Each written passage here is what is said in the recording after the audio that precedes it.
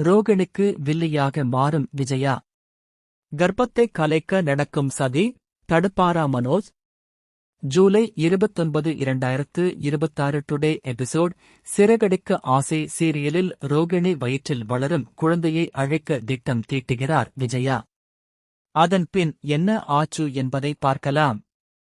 சிறகடிக்க ஆசை சீரியலின் இன்றைய எபிசோடில் விஜயா மற்றும் பார்வதி இருவரும் பேசிக் கொண்டிருக்கும் போது ரோகிணியின் கர்ப்பத்தில் வளரும் குழந்தை மனோஜின் குழந்தைதான் என்ற நம்பிக்கை விஜயாவுக்கு உறுதியாகிறது. இதனால் இனி மனோஜ் மற்றும் ரோகிணியை சேர்த்து வைத்துவிடு என்று பார்வதி அறிவுரை கூறுகிறார். ஆனால் விஜயாவின் மனதில் வேறு ஒரு கொடூரமான திட்டம் ஓடிக்கொண்டிருக்கிறது.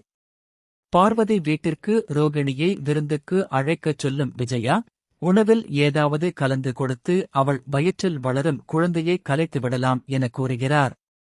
இதைக் கேட்ட பார்வதி கடும் கோபமடைந்து, ஒரு உயிருக்கு தீங்கு செய்ய நான் ஒருபோதும் துணை நிற்க மாட்டேன். இப்படிப்பட்ட எண்ணமே பாவம் என்று விஜயாவை கண்டித்து அங்கிருந்து கிளம்பிச் செல்கிறார். இருப்பினும் ரோகிணியின் குழந்தையை எப்படியாவது அழைக்க வேண்டும் என்ற எண்ணத்தில் விஜயா திட்டவட்டமாக இருக்கிறார். மறுபக்கம் முத்துவும் மீனாவும் சீதாவை கராத்தே பயிற்சி மையத்திற்கு அழைத்துச் செல்கிறார்கள். அடிக்கடி அருணால் அவமானப்படுத்தப்படும் சீதா இனிமேல் தன்னைத்தானே பாதுகாத்துக் கொள்ள வேண்டும் என்பதற்காக கராத்தே கற்றுக்கொள்ள வேண்டும் என்று முத்துவும் மீனாவும் முடிவு செய்து அவரை பயிற்சியில் சேர்த்து விடுகின்றனர். இதற்கிடையில் மனோஜ் அலுவலகத்தில் ஆழ்ந்த கவலையுடன் அமர்ந்திருக்கிறார். அவரை ஜோதிடரும் நண்பர்களும் உற்சாகப்படுத்த முயற்சிக்கின்றனர். அந்த நேரத்தில் மருத்துவ பரிசோதனையை முடித்துவிட்டு வரும் ரோகிணி, குழந்தை ஆரோக்கியமாக இருப்பதாக டாக்டர்கள் கூறியதாக அனைவரிடமும் மகிழ்ச்சியுடன் இனிப்பு வழங்குகிறார். ஆனால் இந்த செய்தியை கேட்டும் மனோஜின் மனக்குழப்பம் குறையவில்லை. பெயரை மாற்றினால் எல்லாம் சரியாகிவிடும் என்ற ஜோதிடரின் வார்த்தைகளை நினைத்து அவர் குழம்புகிறார். அதற்கு ஜோதிடர், நல்ல விஷயங்கள் நடக்க ஆரம்பிக்கும் முன் சில சோதனைகள் வருவது இயல்புதான்.